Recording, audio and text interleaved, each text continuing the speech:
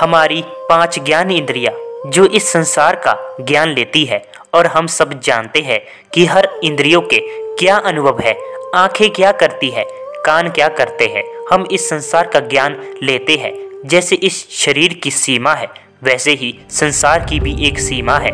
इसी प्रकार यह हमारी ज्ञान इंद्रिया की भी सीमा सीमित है। तो इन इंद्रियों के पार क्या है, इन इंद्रियों के पार कैसा अनुभव है।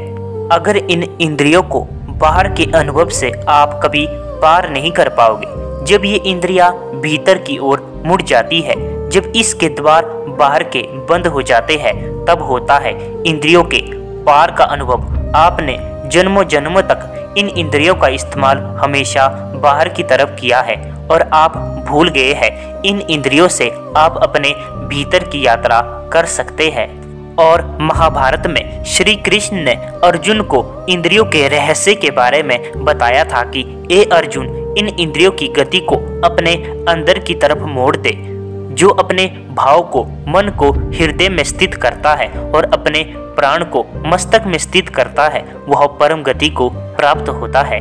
आपकी चेतना जिस तरफ गति करती है, उसी तरफ के रास्ते आपकी चेतना में खुलते हैं और जो रास्ते नहीं खुलते वह बंद हो जाते हैं। चेतना यानी आपका होश। जैसे आपने कोई दृश्य देखा, यह दृश्य आंखें ही नहीं देखती बल्कि आपकी आंतरिक चेतना भी देखती है और उस चीज को देखकर जो अनुभव होता है वही चेतना है। यह तो प्रकृति का नियम है। आप जिस चीज को देखोगे आपकी चेतना उसी तरफ जाएगी। अगर आप अपना ध्यान संसार की तरफ लगाते हैं तो वह संसार की तरफ जाएगा। आप इसे ऐसे समझ सकते हैं, अगर कोई गाली देता है तो आपका ध्यान उस गाली देने वाले पर आ जाता है, जिससे आपके भीतर का क्रोध जागने लगता है। पर अगर आप उस गाली पर सुनने वाले पर ध्यान दें, वह जो इस गाली को सुन रहा है, इससे इंद्रियों के द्वार बंद हो जाते हैं तो ध्यान भीतर की तरफ चला जाता है। चेतना भी भीतर की तरफ चली जाती है। और बाहर तो सीमा है, पर जब अंदर की बात आती है तो वहाँ कोई सीमा नहीं है। आप अपने अंदर की सीमा को कभी नहीं माप सकते। आप जैसे जैसे गहरा उतरते जाओगे, उसकी गहराई भी बढ़ती जाएगी।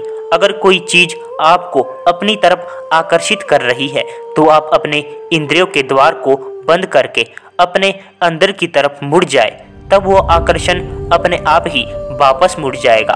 आपको अपने भीतर अनोखा अनुभव होगा। आप पाओगे कि कोई शक्ति जो बाहर की तरफ थी वह भीतर की तरफ मुड़ गई, वह अपने केंद्र में वापस चली गई। और जो अपने इंद्रियों को कंट्रोल कर देता है वह इन इंद्रियों का स्वामी बन जाता है। ईश्वर आपको भरपूर ऊर्जा दे रहा है, चाहे तो आप इस ऊर्जा से उस ब्रह्म को जान सकते हैं, पर यह ऊर्जा फिर भी नष्ट हो रही है।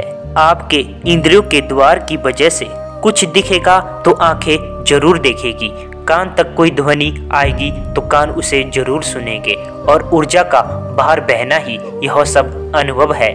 अगर आप अपने इंद्रियों को अपने अंदर मोड़ देते हैं तो आपकी चेतना का विस्तार होता है। उसे ही इंद्रियों के पार का अनुभव कहते हैं। आत्मा ईश्वर का ज्ञान मिलने लगता है। यह ज्ञान आपको अपने भीतर ही मिलता है।